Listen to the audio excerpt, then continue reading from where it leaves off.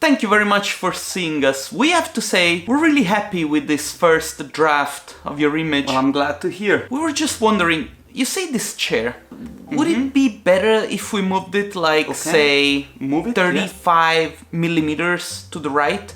Actually, can you split a millimeter? We can say what? Splitting? I guess you Okay, can, yeah. so let's do 35 and a half. 35 and a half, okay, and a half. That would be perfect. Also, I think that the color of the wall needs to be changed. We're thinking something like blue. Blue, the wall. Another thing, you see this door really looks like, how can I put it? Too door-like? It's really doorish, if you know what I mean. Can't we do something about it? Because door I don't know. It's a like door that looks too much like a door. Like a door. It should be more like a place where people can go through, you know? doors are for. You're describing a door. It should be more something that people can close and open, you know, like a portal between two spaces. Okay.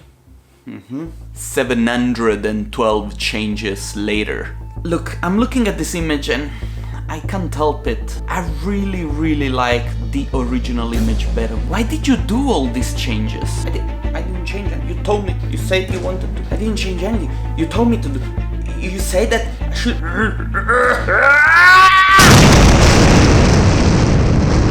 How many times has this happened to you? Let's talk about it after the intro. A designer, a teacher, and a friend. His show will make you laugh and entertain you to the end. He shares his life on video for you to get inspired. He doesn't take himself too serious, so just subscribe. Love pizza, love dolls, and love Nutella. Fabio will take you around with him and show you how La Vita è Bella. Hey. Jokes aside, with this video I want to show you why it is so important to have great communication skills to avoid such bad, frustrating workflow with your client. Also, I never really wear shirt and tie. Hi everyone, my name is Fabio Palvelli. I'm a designer and every week I share my life on video as well as tips and tricks on how to be a better designer / visualizer. So if you're new here, please do consider subscribing. Changes, changes, changes. Who likes changes? Raise your hand.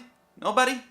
Okay then. In architecture and visualization, the end product of our work, a picture, an animation, an immersive experience, VR, it doesn't matter, is the result of a collaboration between a designer that needs your help to visualize an idea and you, the visualizer, bringing your own personal taste, your skills and assets, working in 3D and post-production, and more important, your own experience, which should ultimately guide your client, understanding what works and what doesn't. Let's focus on this last part, what works and what doesn't. This is actually what you get paid for as a visualizer. Not to make necessarily the prettiest picture, but rather a picture that works and that fulfills your client expectations, as well as giving your client the return of investment that they were initially looking for. When the client comes to you with changes about the work that you are making, it is your responsibility to guide the communication and make sure that what the client says does not get out of hand. It is the right of a client to ask for changes, of course. It is their design after all. At the same time, it is your obligation to consult the client about the required changes. Sometimes you will have to make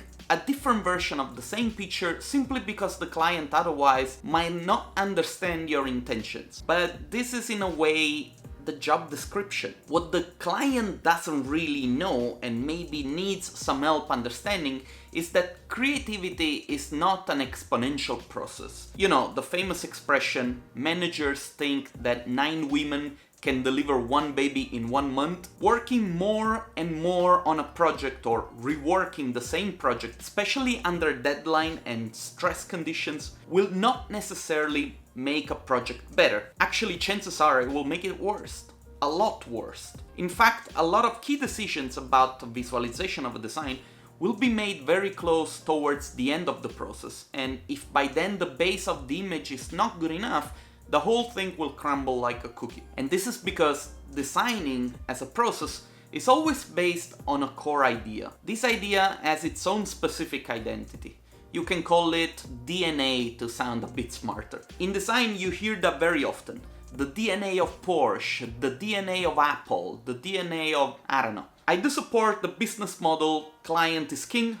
Personally, I try to do as much as I can with the budget that my clients have, and that their experience buying services from you, the visualizer, should be a memorable one, so that they will find value and maybe come back. But it is also important that the client understands the process of this interaction. I hope there are possible clients watching this. If there are, I'm glad you are watching, because it means you do care and that you want to improve also the way you contribute effectively to the visualization of your own design. I also recommend anyone watching this to share this video and get the conversation going. Anyway, going back. When working on making design iterations, it is important to filter what the client is saying. Pay attention, respond always with kindness. I used to be passive-aggressive. That did not work at all. Understand that when working on making an image, some clients will feel that their design is the most important thing on the planet right now. Sometimes the excitement and the expectations about what a project should be against what it really is are disproportionately inflated. So asking for changes, even if utterly unnecessary, might be something that the client will do over and over in order to feel productive about their work. Unless, of course, you take control of the communication. If you don't prevent that from happening and just go along, you might actually have to take the blame for visualizing terrible client iterations just because they asked you to do so. Let's digress for a second and let me tell you a story. You know, I love telling stories. Do you know that one of my first jobs before studying architecture was working as a cook? Yes, that's right.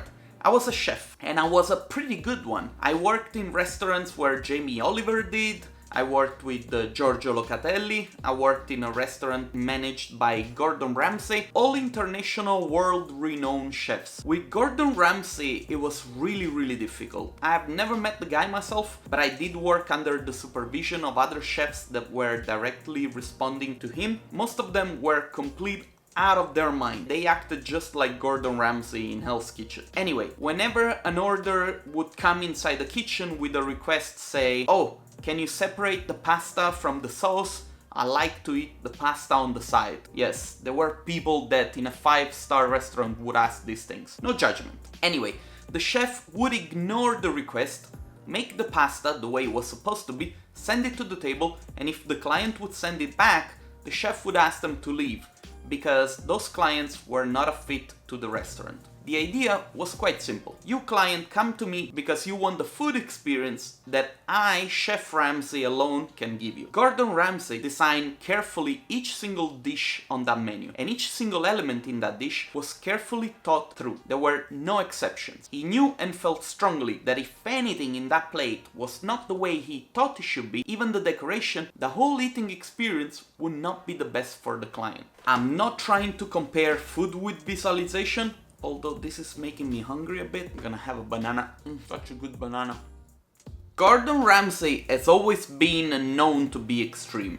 I have learned a lot working for him, but to be honest, I did not enjoy it that much. But this is another story. One thing that I've understood from that experience was that ideas, really good ideas, needed to be defended in a way. Now let's go back to archivism. So if during the design process you do feel that the client is about to make the wrong decision, changing elements of your visualization that you know might not be the smartest thing to do, before starting working, ask a question. Try to understand their real intentions. They might not like to hear it, but they are actually paying you for you to tell them if what they are thinking is right or wrong. So don't be afraid. Let's make a super simplified example. A client comes to you and says, "Let us visualize this room. Please make sure to show the chair because this is my main design." You make a first great draft, you're happy because you think it's great. Then the designer says, "Okay, now move the camera because I think I want to see more of the window." Okay, now the window needs a curtain. I don't like the color of the wall together with the window. Change the color of the wall, please.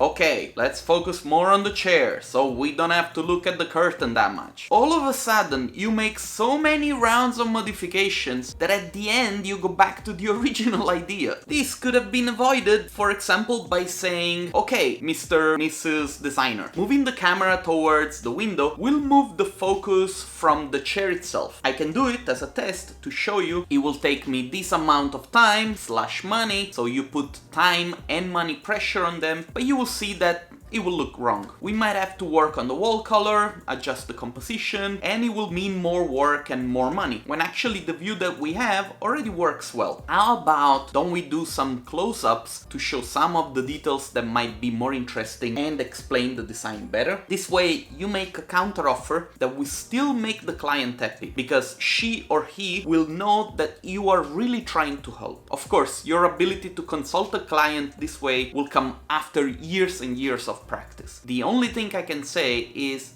do not get frustrated. Anyway, the client can still play deaf, completely disregard your good intentions, and ask you to do the extra work anyway. My only suggestion at this point is, unless you are the one making a mistake, which of course can always happen, you always build modifications for a project at a higher hourly rate than working on a project from scratch. If you have not watched that video about money and archives, go watch it. Always make a contract before starting working on a project. Define precisely how many rounds of changes is the client entitled to have. When communicating with your client, make sure you tell them when one of these changes has been used. Be very fiscal about it, especially if you feel like the client has been very loose about the topic. In future videos, I will discuss the concept of performance-based value, but for now, I will reinforce the idea that, especially because of cases where a client might be asking back and forth for changes on their projects, it is a good idea to always keep in mind a budget and a time for delivery when working on architectural images, but really any graphic project, because the nature of this client/designer relationship really is the same across different disciplines. One more thing before I go, do understand that an optimal designer/visualizer communication does not exist. Even with recurring clients, very often it can happen that certain things that you might have taken for granted could go wrong, sometimes terribly. However, the good news is you can improve your communication always. It will for sure not happen overnight. It will take time for you to learn and develop the skills, but if you're willing to, then of course you are already halfway there. My name is Fabio Palvelli. As always, thanks for watching.